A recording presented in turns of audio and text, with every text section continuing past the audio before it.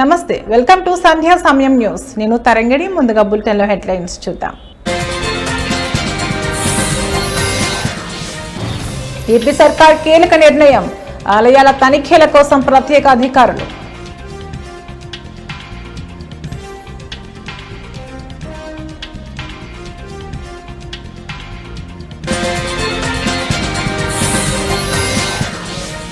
అహ్మదాబాద్ విమాన ప్రమాదంలో కొనసాగుతున్న చర్యలు, DNA పరీక్ష ద్వారా 87 మృతదేహాల గుర్తింపు.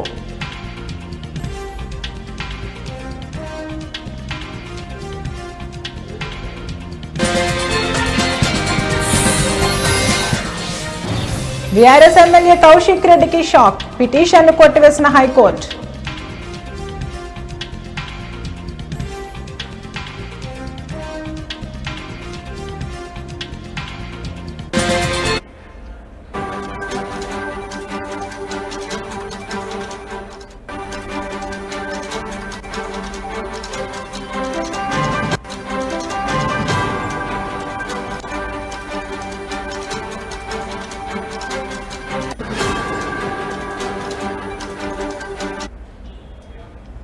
బ్రేకింగ్ న్యూస్ చూస్తున్నాం. ఆంధ్రప్రదేశ్ రాష్ట్రంలో ఉన్న దేవాలయాల విషయంలో కీలక నిర్ణయం తీసుకుంది చంద్రబాబు కూటమి ప్రభుత్వం. ఆంధ్రప్రదేశ్ రాష్ట్రంలోని ఆలయాలలో తనిఖీల కోసం ప్రత్యేకంగా అధికారులు రంగంలోకి దిగబోతున్నారు. రాష్ట్రంలో ముఖ్యంగా సింహాచలం, అన్నవరం, బెజవాడ, కనకదుర్గమ్మ, వాడపల్లి, ద్వారకా తిరుమల లాంటి మొత్తం 22 ప్రధాన ఆలయాలలో నిత్యం తనిఖీలు చేసేందుకు కీలక నిర్ణయం తీసుకుంది చంద్రబాబు నాయుడు ప్రభుత్వం.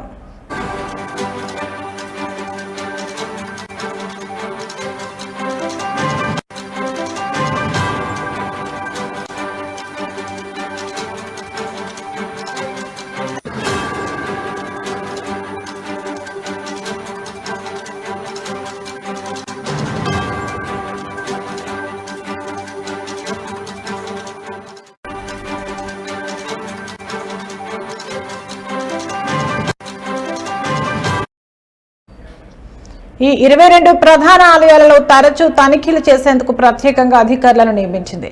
ఈ మేరకు దేవాదాయ శాఖ కమిషనర్ రామచంద్రమోహన్ అధికారిక ఉత్తర్వులు జారీ చేశారు. దేవాలయాలలో క్యూ లైన్ల ఏర్పాటు, దర్శనాలు, ప్రసాదాల నాణ్యత, తాగునీటి సౌకర్యాలు, ఆలయ పరిశుభ్రత లాంటి విషయాలను ఈ అధికారులు నిత్యం పర్యవేక్షిస్తారన్నమాట.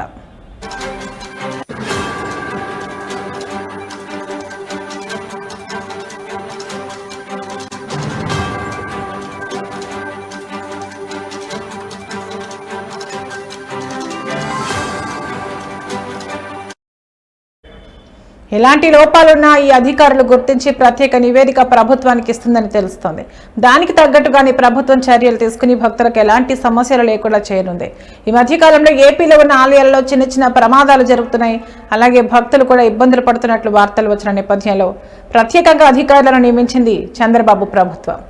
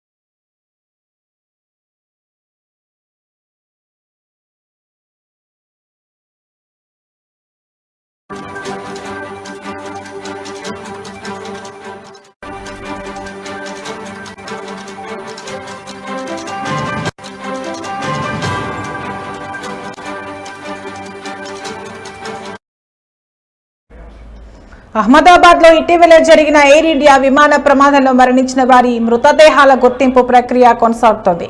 అహ్మదాబాద్ సివిల్ ఆసుపత్రిలో డిఎన్ఏ పరీక్ష ద్వారా ఇప్పటి వరకు 87 మృతదేహాలను అధికారులు గుర్తించారు. ఇప్పటికే 47 మృతదేహాలను కుటుంబ సభ్యులకు అప్పగించారు.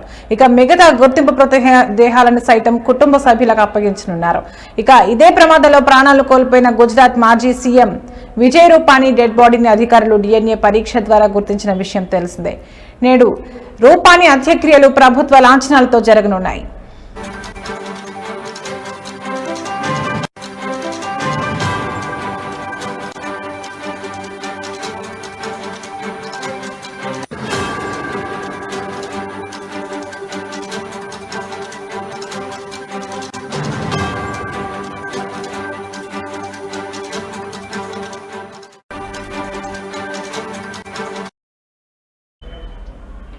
ఎయిర్ ఇండియా విమానానికి చెందిన కాక్పిట్ వాయిస్ రికార్డర్ దొరికినట్లు దర్యాప్తు చేపడుతున్నట్లు అధికారులు ధృవీకరించారు. విమాన ప్రమాదం ఎందుకు ఎలా జరిగిందన్న అంశాలను కనుగొనడంలో కాక్పిట్ వాయిస్ రికార్డర్ కీలకం కానుంది. గత వారం ఎయిర్ ఇండియాకు చెందిన డ్రీమ్ లైనర్ ఫ్లైట్ అహ్మదాబాద్ లో కుప్పకూలిన విషయం తెలిసిందే. లండన్ బయలుదేరిన విమానం టేకాఫ్ అయిన నిమిషాల వ్యవధిలోనే ఓ బిల్డింగ్ పై కుప్పకూలిపోయింది. ఈ ఘటనలో దాదాపు 270 మందికి పైగా ప్రాణాలు కోల్పోయారు. పలువురు గాయపడ్డారు. క్షతగాత్రులు అహ్మదాబాద్ లోని సివిల్ ఆసుపత్రిలో చికిత్స పొందుతున్నారు. మరోవైపు విమాన ప్రమాద ఘటనపై అధికారులు దర్యాప్తు కొనసాగిస్తున్నారు.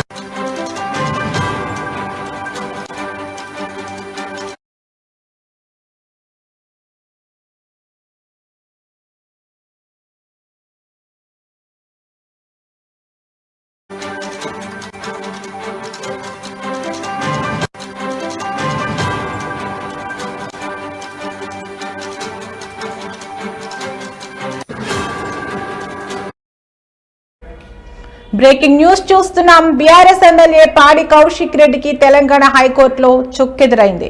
కౌశిక్ రెడ్డి హైకోర్టులో దాఖలు చేసిన పిటిషన్ను ఇవాళ హైకోర్టు కొట్టివేసింది. సుబేదారి పిఎస్ లో తనపై నమోదైన కేసు కొట్టేయాలంటూ కౌశిక్ రెడ్డి హైకోర్టును ఆశ్రయించిన విషయం తెలిసిందే. గతంలో క్వారీ యజమాని మనోజ్ ను కౌశిక్ రెడ్డి బెదిరించారనే ఆరోపణలు వెలుగులోకి వచ్చాయి. కమలాపురం మండలం వంగపల్లిలో క్వారీ మనోజ్ నిర్వహిస్తున్నారు. మనోజ్ భార్య ఉమాదేవి ఫిర్యాదు మేరకు కౌశిక్ రెడ్డిపై సుబేదారి పిఎస్ లో కేసు నమోదైంది.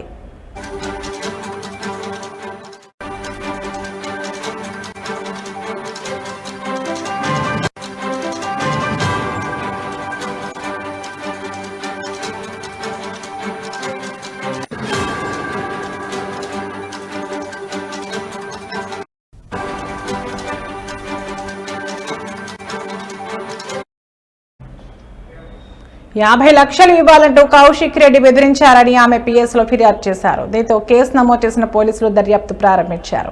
ఈ నేపథ్యంలోనే తనపై నమోదైన కేసును కొట్టివేయాలని ఏప్రిల్ నెలలో కౌశిక్ రెడ్డి హైకోర్టులో పిటిషన్ దాఖలు చేశారు.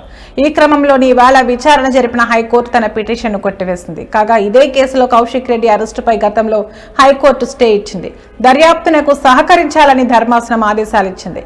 రాజకీయ కక్షల కారణంగానే ఈ కేసు నమోదు చేశారని కౌశిక్ రెడ్డి తరపు న్యాయవాది నాడు కోర్టులో వాదనలు వినిపించారు.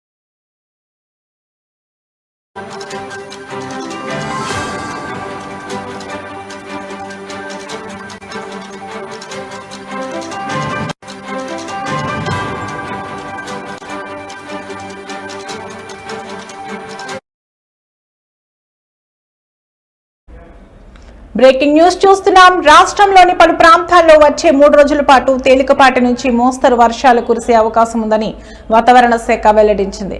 దక్షిణ మధ్య మహారాష్ట్ర మీదుగా ఉపరితల ఆవర్తనం కొనసాగుతున్నట్లు, ఇది సముద్ర మట్టం నుంచి సగటున 5.8 కిలోమీటర్ల ఎత్తులో ఉందని అధికారులు తెలిపారు.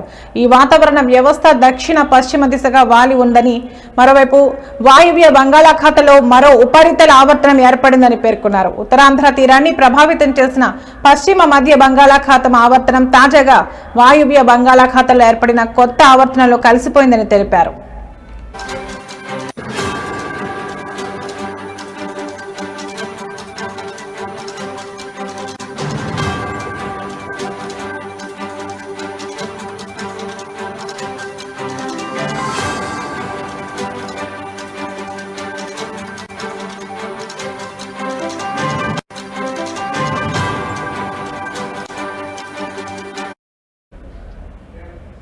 దీని ప్రభావంతో రాష్ట్రంలోని దక్షిణ ఉత్తర జిల్లాలో వర్షాలు కురుస్తాయని వాతావరణ నిపుణులు సూచించారు.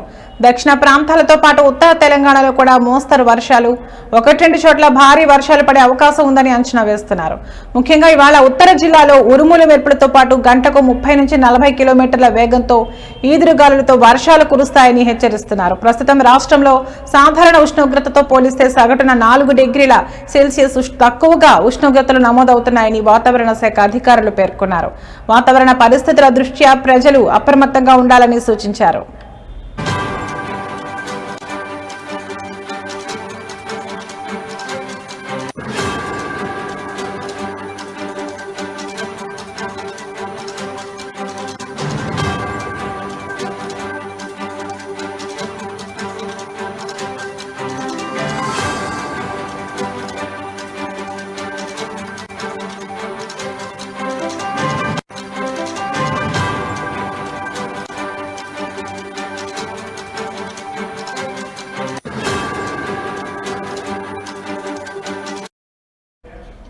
రాష్ట్రంలోని పలు ప్రాంతాల్లో వచ్చే 3 రోజుల పాటు తేలికపాటి నుంచి మోస్తరు వర్షాలు కురిసే అవకాశం ఉందని వాతావరణ శాఖ వెల్లడించింది. దక్షిణ మధ్య మహారాష్ట్ర మీదుగా ఉపరితల ఆవర్తనం కొనసాగుతున్నట్లు, ఇది సముద్ర మట్టం నుంచి సగటున 5.8 కిలోమీటర్ల ఎత్తులో ఉందని అధికారులు తెలిపారు.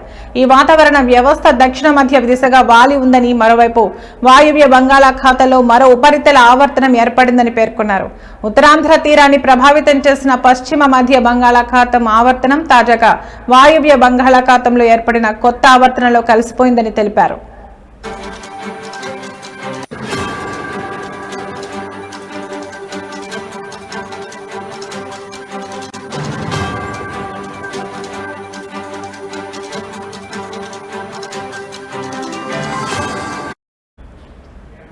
దీని ప్రభావంతో రాష్ట్రంలోని దక్షిణ ఉత్తర జిల్లాలో వర్షాలు కురుస్తాయని వాతావరణ నిపుణులు సూచించారు. దక్షిణ ప్రాంతాలతో పాటు ఉత్తర తెలంగాణలో కూడా మోస్తరు వర్షాలు, 1-2 చోట్ల భారీ వర్షాలు పడే అవకాశం ఉందని అంచనా వేస్తున్నారు. ముఖ్యంగా ఇవాళ ఉత్తర జిల్లాలో ఉరుములు మెరుపులతో పాటు గంటకు 30 నుంచి 40 కిలోమీటర్ల వేగంతో ఈదురుగాలులతో వర్షాలు కురుస్తాయని హెచ్చరిస్తున్నారు. ప్రస్తుతం రాష్ట్రంలో సాధారణ ఉష్ణోగ్రతతో పోలిస్తే సగటున 4 డిగ్రీల సెల్సియస్ తక్కువగా ఉష్ణోగ్రతలు నమోదవుతున్నాయని వాతావరణ శాఖ అధికారులు పేర్కొన్నారు. వాతావరణ పరిస్థితుల దృష్ట్యా ప్రజలు అప్రమత్తంగా ఉండాలని సూచించారు.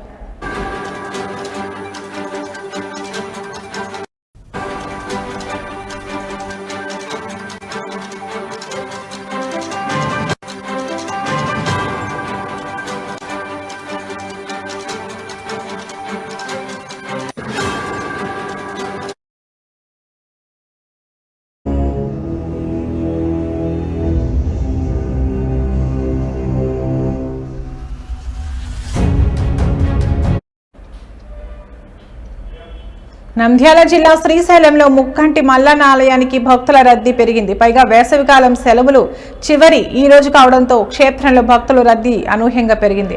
క్షేత్రమంతా భక్తజనంతో సందడి వాతావరణం నెలకొంది. భక్తులు వేకువజాము నుండే పాతాళ గంగలో పుణ్యస్నానాలు ఆచరించి శ్రీ భ్రమరాంబ మల్లికార్జున స్వామి అమ్మవార్ల దర్శనార్థమై క్యూ లైన్స్ లో దర్శన కంపార్ట్మెంట్లలో బారులు తీరారు. శ్రీ స్వామి అమ్మవార్ల దర్శనానికి సుమారు 4 గంటల సమయం పడుతుంది. మరోపక్క భక్తులు స్వామి అమ్మవారి రుద్రాభిషేకం, కుంకుమార్చన తదితర అభిషేకార్చనలు నిర్వహించి మొక్కులు తీర్చుకుంటున్నారు.